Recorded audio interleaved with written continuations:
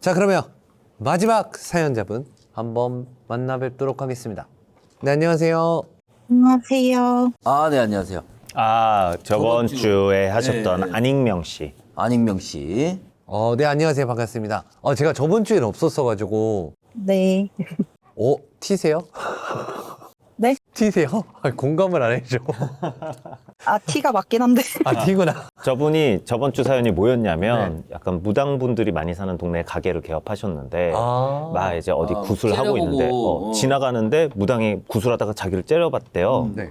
그런데 욕하고 자기도 왔대요. 지기 싫어갖고 같이 째려보다가 와, 욕했다고. 진짜 티네? 근데 무서워.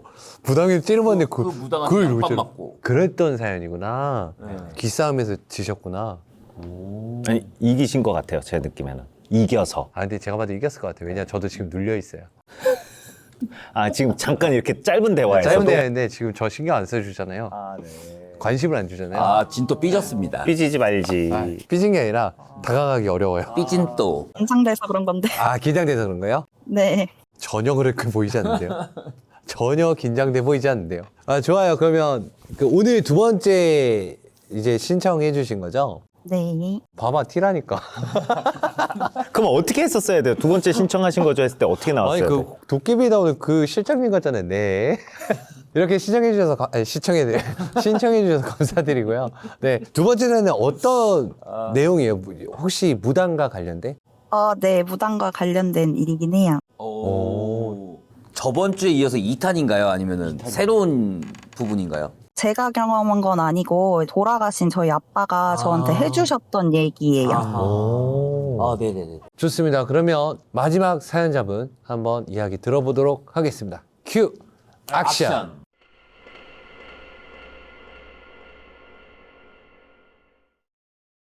돌아가신 저희 아빠는 이제 흔히 말하는 기가 센 사람이었어요. 아빠는 기독교 신자시라 이제 본인은 기가 센 게 아니라 이제 믿음이 강한 거다라고 그러셨는데, 이제 남들이 볼 때는 누가 봐도 기 센 분은 맞았죠. 아무튼 아빠에게 들었던 신기한 일화 몇 개를 풀어보려고 하는데, 저희 집이 사실 좀 가난한 편이에요. 그러다 보니까 아빠는 그 가난을 벗어나기 위해 노력을 참 많이 하셨었는데, 그러다 보니 이제 이 일 저 일 안 가리고 정말 열심히 사셨어요. 그 중에 이제 아빠가 하신 일 중에 하나가 이제 명도를 하시는 일이었어요. 명도가 뭐냐고 물어보시는 분들이 있을 것 같아서 이제 좀 간단하게 설명을 하자면, 이제 경매로 물건을 사게 되면 그 물건에 살고 있는 사람을 내보내는 일을 말하는데, 아빠는 이제 강제 집행을 하기 전에 미리 낙찰 물건에 살고 계신 분들을 만나서 낙찰자분과 점유자 사이에서 이제 이사비를 협상해 주시거나 이런 일을 하신 거죠.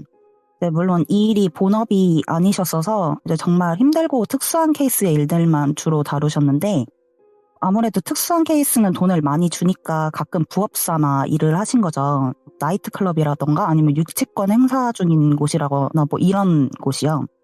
그리고 아빠의 주위 분들도 아빠가 돈을 많이 주는 특수한 케이스만 다루시는 걸 다 알고 계셨고요. 근데 어느 날 아빠에게 명도 의뢰가 또 들어왔는데, 주소를 확인해 보니까 일반 빌라였대요. 그래서 아빠에게 일을 의뢰한 사람한테 잘못 알고 연락하신 거 아니냐, 나는 이런 거 안 한다, 이렇게 말씀을 하시니까 돈을 넉넉하게 줄 테니 제발 도와달라고 하시더래요.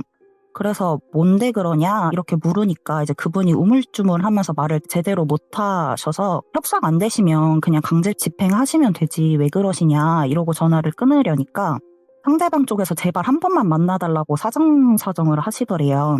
그래서 이제 아빠도 상대방이 너무 간절하기도 하고, 그 당시 엄마가 이제 암투병 중이셔서 병원비가 필요하기도 하셔서 이제 고민을 하시다가 뭔지 들어보기나 하자 싶어서 이제 그분이랑 만나기로 약속을 잡고, 약속한 날에 그분이 알려준 장소에 가보신 거죠. 그 장소 가서 이렇게 살펴보니까 그 건물 해당 층 창문에 깃발이 달려 있더래요. 알고 보니까 거기가 무당집이었던 거죠.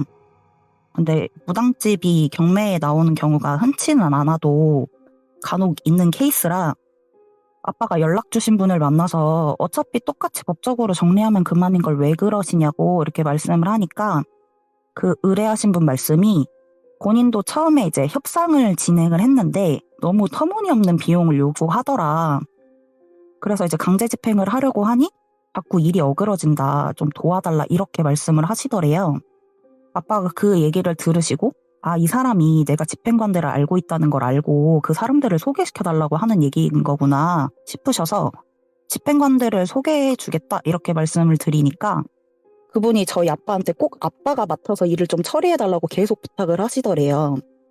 아빠도 좀 의아한 생각이 들긴 했지만 돈도 충분히 내겠다고 하고 이제 법적으로 어려운 케이스도 아니고 오히려 쉬운 케이스에 돈을 더 준다고 하니까 이제 거절할 이유가 없었으니까 이제 생각을 좀 하셨는데 또 그 무당분의 사정이 있을 수도 있는 거니까 일단 내가 다시 그 무당을 만나보겠다 하시고 그 무당집에 찾아가셨대요.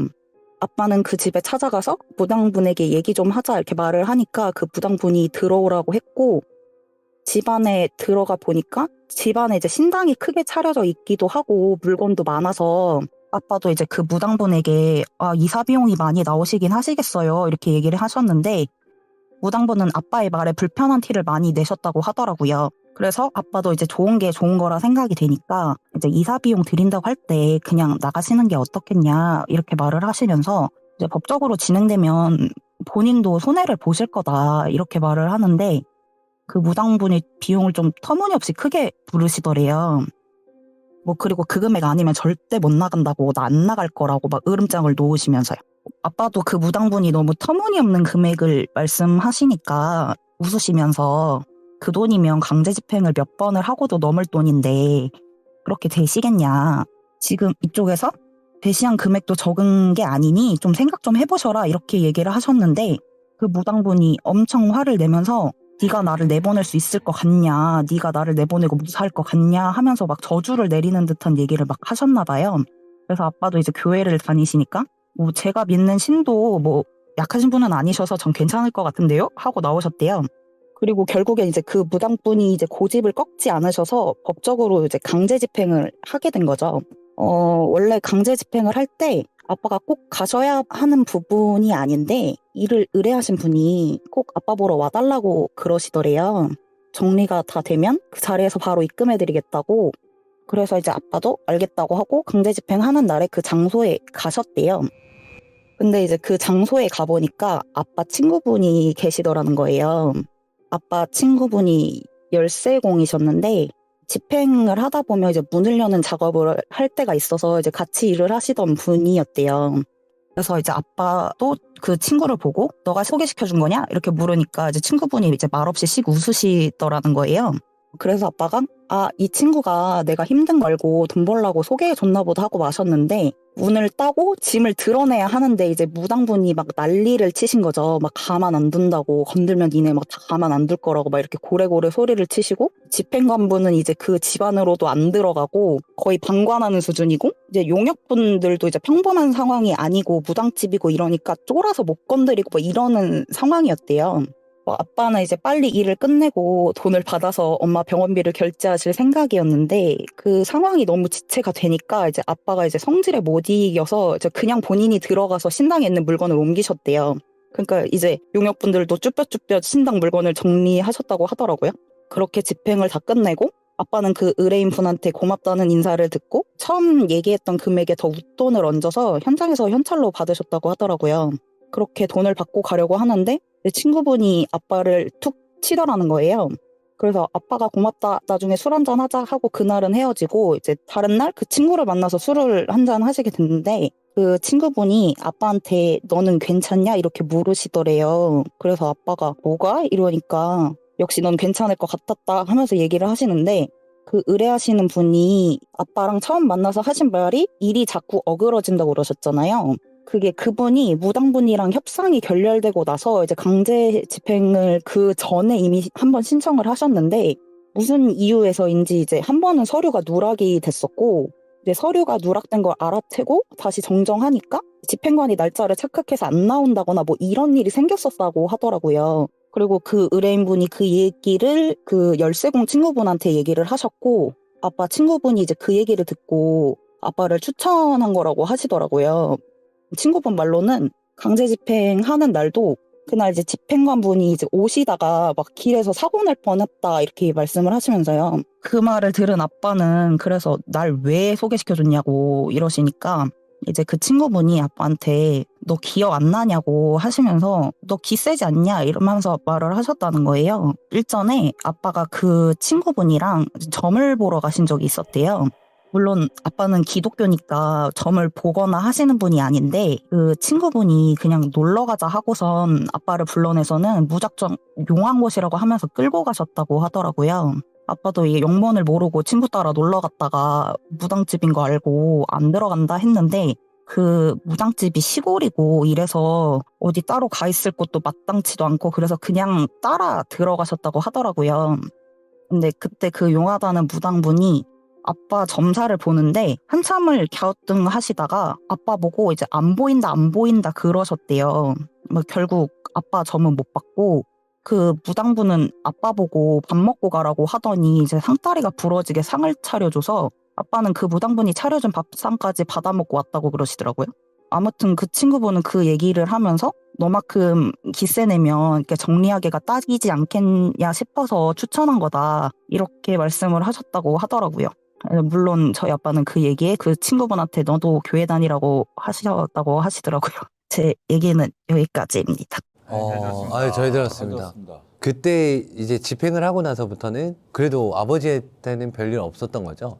네, 별일 없었어요. 아유, 다행이네요. 근데 그쵸. 그 사람들 입장에서는 무당 집이라고 하면 솔직히 함부로 집행하기는 믿든 안 믿든 그냥 꺼림직한 거죠. 솔직히 말해서. 그쵸.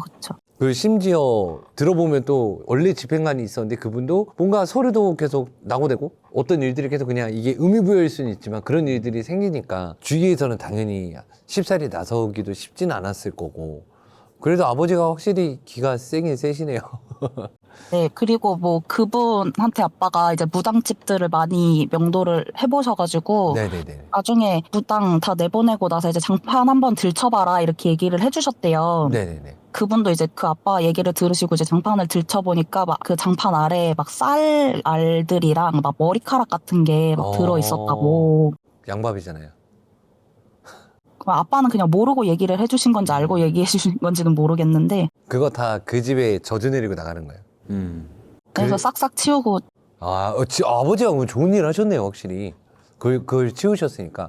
왜냐면 저희도 아실 거예요. 당직기 할 때 이번에 급살 맞은 터라고 제가 이제 해결하고 온 곳인데 거기도 똑같았어요. 근데 그런 짓은 원래 하면 안 돼요. 근데 진짜 아버지가 기가 확실히 세시네요. 아유, 진짜 근데 별일 없어서 다행인 것 같고 진짜 좀 약간 신기한 얘기예요, 저한테는. 무당집을 집행한다라는. 그렇죠. 제가 이사할 때 봤잖아요. 네네네. 근데 이제 되게 아무도 좀 그러니까 함부로 건드리지 못하게 이거 다 이게 저거 된 걸 봤었는데. 네네. 저 이사할 때? 네. 그쵸. 제가 이사하는 그걸 봤으니까 신당이 어떻게 이사하는지를 봤으니까. 네네. 근데 진짜 이렇게 사연 제보해 주셔서 너무 감사드려요. 너무 재밌게 잘 들었어요. 네. 혹시 다음에 또 이야기해 주실 게 있나요? 너무 짧은 이야기여가지고 그러면 그 이야기를 다음 주까지 조금만 더 좀 약간 약간 이런 거 있잖아요. 일어나는데 햇살이 눈부시고 창문을 열어볼까 하고 다시 아무튼 이런 거 뭐 좀 추임새 좀만 더 들어가면요 좀 늘어나요. 제 경험상 얘기하는 거예요. 근데 이야기 잘해 주셔갖고 떨린다고는 했지만 좀 떨린 거 치고는 되게 잘해 주셨어요. 진짜로. 너무 떨려가지고 아닙니다. 아무튼 이렇게 신청해 주셔서 너무 감사드리고 다음에 또 만나요. 고맙습니다. 감사합니다. 네, 네, 감사합니다. 감사합니다. 저 궁금한 게 있어요. 네. 점사를 보러 갔는데 밥을 얻어먹고 나왔대요. 이건 그냥 어떤 경우예요? 넋두리예요. 그냥 밥이나 먹고 가라. 노만신이시니까 그냥 뭐 아들 같아 보이기도 하고. 그냥 넋두리예요, 넋두리. 왜냐면 무당이라고 해서 무조건 영업적으로만 하진 않아요. 정을 나누고도 해요. 또 시골집이었고 그러다 보니까 노만신 분들 밥 주시는 분들 많아요. 저는 여기서 그 생각을 했어요. 겁먹을 필요는 없다. 왜냐면 그 집행관분들이 겁을 먹었잖아요. 네. 겁먹은 건 왜 겁먹었겠어요? 그냥 이 무당이란 걸 믿든 안 믿든 동티 날까봐. 그냥 혹시나 부정탈까봐 안 좋은 기운 올까봐. 근데 받을까봐. 저는 여기서부터 딱 생각을 했죠. 이미 법당의 집이 경매로 나왔다? 말 다 한 거죠. 할아버지가 없으셨다라고 보세요. 있다고 하는데 뭐 이미 어? 벌을 받고 있는 무당인데 겁먹을 필요는 없죠. 그러니까 솔직히 말씀드리는 거예요. 왜냐면 무당이 경매까지 나올 정도면 자기가 뭔가 돈 실수를 했거나 여러 잘못을 했기 때문에 그런 게 있는 거예요. 그래서 오히려 아버지가 그런 생각을 안 하시고 했으니까 더 잘한 것 같고요. 그리고 혹시 그거 아세요? 마지막 마무리하기 전에 기세다는 게 어떤 말인지 아세요? 일반인 입장에서? 기가 세다. 뭔가 이렇게 좀 어떤 공격 같은 게 잘 안 들어간다. 뭐 이런 식으로 이해가 되긴 하는데요. 그러니까 많은 분들이 되게 헷갈려 하시는 게 있어요. 뭐 몸에서 나오는 기냐 뭐 아니면 그 이 기가 세다. 원래 기가 세다라는 뜻은 산전수전을 다 겪은 사람들을 보고 하는 말이에요. 그러니까 말 그대로 진짜 극악에서도 살아남는 사람. 쟨 진짜 기세다. 진짜 귀신 봐도 아무렇지도 않겠다. 이게 뭐냐면 자기 현생이 바쁘고 자기 현생이 힘든데 귀신이 온다 한들 그걸 신경 쓰겠습니까? 그래서 원래 그런 분들이 기세다고 하는 거예요. 원래는. 그래서 기가 약하다라는 거는 솔직히 좀 기운이 약해졌다. 기력이 빠졌다. 이게 맞는 표현이고 여기 있는 모든 사람들은 기가 세요. 확실히 셉니다. 근데 이 기에서는 성격 차이인 거죠. 내가 이 일을 하느냐 안 하느냐 이런 것 같아요. 그래서 아버지는 솔직히 말씀드리면 좋은 일 하신 것 같아요. 그러니까 집행관으로서가 아니라 무당집을 가서도 장판을 많이 들춰봤다는 거잖아요. 그 안 좋은 그걸 다 걷어내시고 한 거 보면은 아유 진짜 좋은 일 하신 거죠. 아무튼 이렇게 윤시원의 공포 라디오 마지막 사연이 끝이 났습니다. 다들 고생하셨습니다.